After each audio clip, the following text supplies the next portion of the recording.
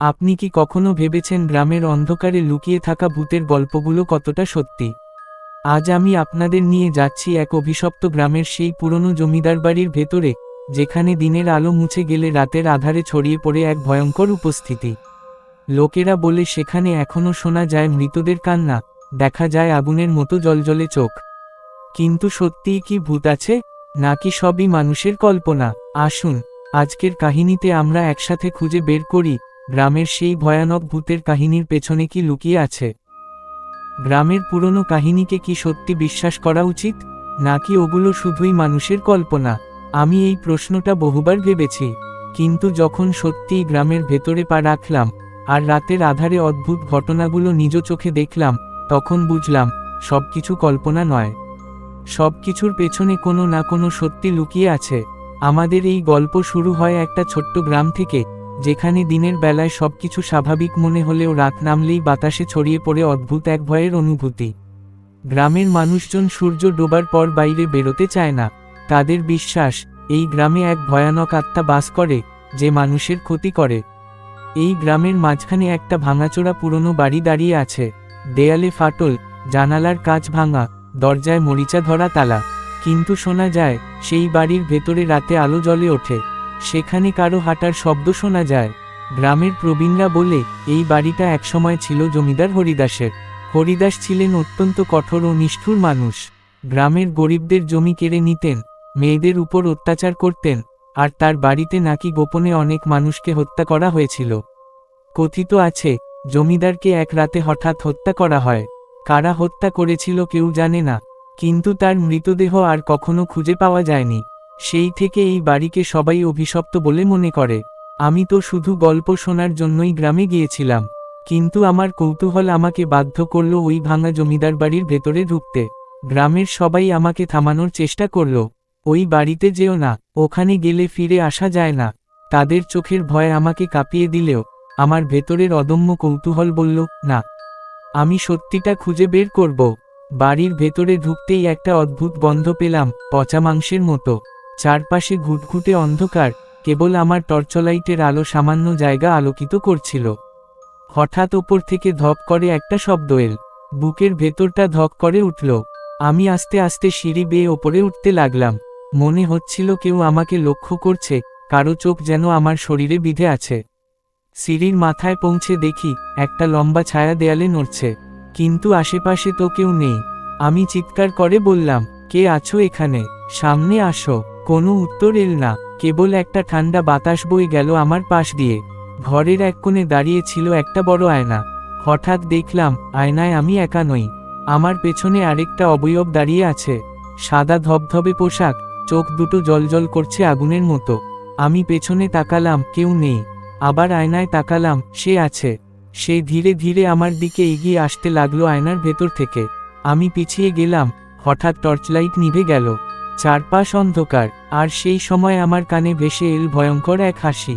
হা হা হা হা, তোকে তো আমি অনেকদিন ধরে খুঁজছি। আমি মরিয়া হয়ে দৌড়ে নিচে নামতে লাগলাম। দরজার দিকে পৌঁছে দেখি দরজা বাইরে থেকে বন্ধ। তখন বুঝলাম আমি ফেঁসে গেছি। হঠাৎ বাড়ির ভেতরের দেয়ালগুলো থেকে রক্ত গড়িয়ে পড়তে লাগলো। সেই রক্তে যেন লেখা হচ্ছিল, আমি এখনো বেঁচে আছি, আমি এই বাড়ি ছাড়ব না। তখনই গ্রামের এক বৃদ্ধা, যিনি নাকি জমিদারের সময়কার ঘটনাগুলো নিজের চোখে দেখেছিলেন, দৌড়ে এলেন। হাতে কিছু মন্ত্র লেখা কাগজ আর পবিত্র গঙ্গাজল। তিনি চিৎকার করে বললেন, পিছিয়ে দাঁড়াও, ওর নাম নেবে না, ওর অভিশাপ এখনো বেঁচে আছে। তিনি মন্ত্র পড়তে শুরু করলেন। চারপাশে হঠাৎ আগুন জ্বলে উঠল, আর সেই আগুনের ভেতরে আমি দেখলাম জমিদারের বিকৃত মুখ। চোখ লাল, দাঁত বের করা, আর হাত বাড়িয়ে আমার দিকে আসছে। বৃদ্ধা মন্ত্রপাঠ থামালেন না। শেষ মুহূর্তে প্রচণ্ড চিৎকার করে জমিদারের ভূত অদৃশ্য হয়ে গেল। বাড়িটা তখন শান্ত হয়ে গেল, কিন্তু বৃদ্ধা কাঁদতে কাঁদতে বললেন, ও পুরোপুরি শেষ হয়নি, ওর আত্মা এখনো এখানে আটকে আছে। শুধু সাময়িকভাবে থামানো গেছে, কিন্তু একদিন ও আবার ফিরবে। আমি কাঁপতে কাঁপতে বাইরে বেরোলাম। গ্রামের লোকেরা আমার দিকে তাকিয়েছিল ভয়ে আর অবিশ্বাসে। আমি তখন বুঝলাম, এটা কোনো সাধারণ গল্প নয়, এটা গ্রামের সত্যিকারের ইতিহাস, যেখানে এক অভিশপ্ত আত্মা এখনো অন্ধকারে অপেক্ষা করছে। বাড়ি থেকে বেরিয়ে আসার পর আমার শরীরটা কাঁপছিল। বুক ধড়ফড় করছিল অস্বাভাবিকভাবে। গ্রামের মানুষজন আমার চারপাশে ভিড় করল। কারো চোখে আতঙ্ক, কারো চোখে কৌতূহল। সবাই একসাথে প্রশ্ন ছুড়ে দিল, কি দেখেছ? আসলেই ভূত আছে নাকি? আমি কোনো উত্তর দিতে পারছিলাম না, কেবল শ্বাস নিতে পারছিলাম, হাঁপাচ্ছি যেন দৌড়ে এসেছি অনেকটা পথ। তখন বৃদ্ধা, যিনি আমাকে ওই বাড়ি থেকে উদ্ধার করেছিলেন, হাত ধরে আমাকে নিজের কুঁড়েঘরে নিয়ে গেলেন। কুঁড়েঘরে ঢুকে তিনি একটা প্রদীপ জ্বালালেন।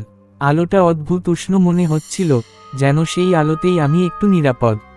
বৃদ্ধা চুপচাপ বসে রইলেন, তারপর কাপা গলায় বললেন, বাবা, তুই যেটা আজ দেখেছিস সেটা কোনো স্বপ্ন না। জমিদার হরিদাস মরলেও তার আত্মা মরেনি। ওকে কেউ খুঁজে পায়নি কারণ ওর দেহ মাটিতে মিশে যায়নি, ওর দেহ লুকোনো হয়েছিল বাড়ির ভেতরেই। আর সেই দেহটা আজও ওর আত্মাকে আটকে রেখেছে। আমি অবাক হয়ে বললাম, মানে, তাহলে দেহটা এখনো ওই বাড়ির ভেতরে আছে? বৃদ্ধা মাথা নাড়লেন, হ্যাঁ, আর যতদিন সেটা থাকবে ততদিন ওর অভিশাপ কেউ ভাঙতে পারবে না। পরের দিন সকালে গ্রামটা অদ্ভুত নীরব। শিশুরা বাইরে খেলছে না, মহিলারা কলস নিয়ে পুকুরে যাচ্ছে না। সবাই ফিসফিস করে একটাই কথা বলছে, বাড়িটাই আবার আলো জ্বলে উঠেছে। আমি শুনে শিউরে উঠলাম। রাতের ঘটনার পরও সেই বাড়ি যেন জীবন্ত। একজন যুবক, নাম রাহুল, এগিয়ে এসে বলল, দাদা, আমরা অনেক দিন ধরে ভাবছি ও বাড়ির রহস্য একদিন কেউ না কেউ উন্মোচন করবে। তুমি সাহস করে ঢুকেছিলে, কিন্তু তুমি কি আমাদের সাহায্য করবে সত্যিটা পুরোটা জানার? আমি কিছুক্ষণ চুপ করে রইলাম। জানতাম এটা ভয়ঙ্কর, কিন্তু কৌতূহল আমাকে আবার টানছিল। আমি বললাম, ঠিক আছে, আজ রাতে আমরা আবার ও বাড়ির ভেতরে ঢুকব। তবে একা নয়, তোমরা সাথ দেবে। রাত নামতেই আমরা 5 জন মিলে বাড়ির সামনে দাঁড়ালাম। হাতে লণ্ঠন, দেশলাই, আর বৃদ্ধা আমাদের দিলেন কিছু লাল সুতো আর গঙ্গাজল। তিনি বললেন, এগুলো তোমাদের রক্ষা করবে, কিন্তু সাবধান, যদি কারো নাম ডাকতে শুনো, উত্তর দেবে না। যাকে দেখো, ধরে নেবে সে আসল মানুষ নয়। তার কথায় আমাদের শরীরে কাঁটা দিয়ে উঠল। তবু আমরা এগোলাম। ভেতরে ঢুকতেই আগের মতো সেই পচা গন্ধ। এবার বাড়ির ভেতরটা যেন আরো বেশি অন্ধকার। বাতাসও ভারী হয়ে গেছে। হঠাৎ রাহুল ফিসফিস করে বলল, দেখো, দেয়ালে রক্তের দাগ। আমরা সবাই লণ্ঠন ধরলাম। সত্যি, দেয়ালের ওপর তাজা রক্তের মতো লাল দাগ গড়িয়ে পড়ছে নিচে। কারো মুখ থেকে শব্দ বেরোলো না। আমরা সিঁড়ি বেয়ে ওপরে উঠতে লাগলাম। হঠাৎ ওপরে থেকে আবার সেই ধপ শব্দ। এবার কারো পায়ের শব্দও শোনা গেল, ধাপে ধাপে নামছে কেউ। আমরা দাঁড়িয়ে গেলাম ভয়ে জমে। লণ্ঠনের আলোতে দেখি একজোড়া খালি পা সিঁড়ির ওপর নামছে, ধীরে ধীরে। পায়ের আঙুলগুলো রক্তে ভিজে আছে। আমরা চিৎকার করতে যাচ্ছিলাম, ঠিক তখনই পুরো বাড়ি কেঁপে উঠল।